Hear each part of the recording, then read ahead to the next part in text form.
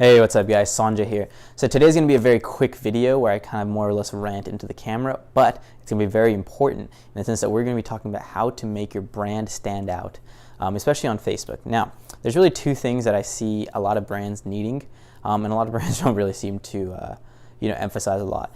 Now, the first thing is that you're going to need a face of your brand, okay? So I'm the face of ClickLabs, my agency, okay? I'm also the face of my consulting business, obviously because my consulting business is named Sanjay Ravi, so it's very hard to go out of there without having me as my face. But let's take for an e-commerce store, for example, okay? You have to have some sort of face that can, do the Facebook Lives, that can do, all the product reviews and, talk to customers and, pitch your product. Think about like QVC, you've got all these, salespeople who are selling products out there. Granted, they're not the face of the brand, but, it's so much easier when someone on a person-to-person level can convince it, okay? So let's say I'm looking for something, instead of going on the internet, let's say my neighbor recommends a product to me. I'm more likely to listen to my neighbor than just go on the internet and kind of look it up myself. Okay, that's kind of the whole point of having a face behind the brand. So a great example would be Mike Chang from Six Pack Shortcuts back in the day.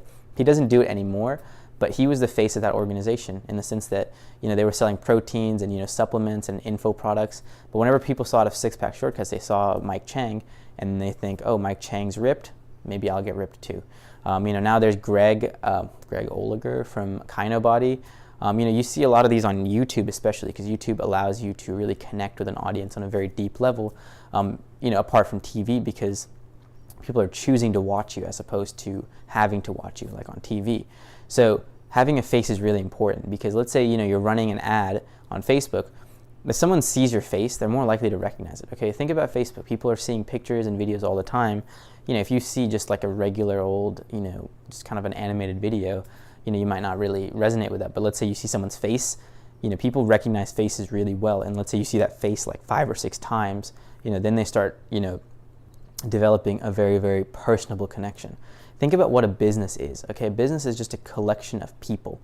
Okay, that's what a business is. So when you have a face of the business, it really humanizes that business. So people aren't thinking that you're just some, entity in an ivory tower somewhere, but you're actually just another guy who's willing to help them with their problems.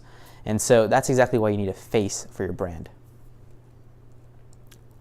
Okay, second thing that I see a lot of people having trouble with is lack of consistency throughout their brand. Okay, so let's say, let's give my brand, for example, ClickLabs. Okay, so my ClickLabs, we are sort of trying to become a very, very efficient and an extremely results-driven marketing agency. So for us, we need to have a very, very professional tone and a very, very professional image. So if you watch that explainer video, okay, that looked like a very, very professional commercial. It was animated, so obviously it's good, but animated explainer videos are very good to explain to business owners and just people in general. So, if you look at the website, it's very, very professional throughout, in the sense that, we know who we're talking to and we're trying to show that professional image.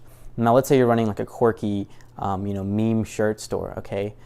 And someone on your ad comments, oh, hey, how do I order this? Instead of saying like, hey, Jeremy, or whatever, go to our order page, you have to structure the message in a way that, can be a little bit more quirky and funny, or essentially keeps that brand's message across. Okay, so if you're a colorful brand and then you're posting, like a black and white or, some sort of like really dry, like people explainer video. So yeah, so let's say you have like a meme brand. You can't be posting videos of like people, like, let's say you can't be posting like one of those like Armani ads, the ones where you see where the guy's all like, jacked and he's like coming out of water in like a swimsuit and stuff like that. You can't be posting like super like provocative videos if your clothing brand is super quirky and, cute. So that's exactly what I see. I see a lot of inconsistency, and I made this mistake all the time. I would have a brand that was, kind of cute, and then I would post like a super serious photo, and it would just kind of create a very, very, lack of consistency between the brand. So what would happen is that people who thought that they were following me for one reason would think like, what the hell? Is this like, maybe I'm in the wrong place? And then I would attract people who aren't my ideal customer. So now I'm wasting, money reaching those people. So that's exactly why you need to keep your consistency, brand message consistent throughout your entire advertising campaigns. So back to my example, I'm trying to set a very, very professional image. So all the text, the way I respond to messages is very professional because I'm trying to set a very professional tone and theme throughout my business. If I was running like a really funny, agency, I'd be like, if someone asked me to email them, I'll be like, yeah, let me get my dog on the phone or something like that. Like something kind of quirky, something sort of funny, something that's kind of almost borderline flirty, in the sense that, it's not, I don't take anything seriously, but obviously that's not how my brand is structured. So I'm taking everything a little more professional, a little more serious. And so because of that, if you just, if you just watch that explainer video a couple videos back, you'll see kind of the professionalism behind it. It looks like a legitimate commercial. And so that's really one of the main things that I see a lot of brands doing is they experiment one way and then they go, if it doesn't work, then they go like completely opposite way. It's like, saying, you hate some girl and then next you are confessing your undying love to her, within like a matter of like 2 days. So that's kind of, you kind of see the inconsistency here. Kind of give a lot of your power away. So that's kind of what I want to talk to you guys about. So yeah, guys, that's the video for today. It kind of turned into a bit of a rant, but if you found any value out of this video, be sure to hit the like button and the subscribe button. It really helps me out a lot. If you found any if you have any questions about this video, maybe I didn't do a good enough job of explaining.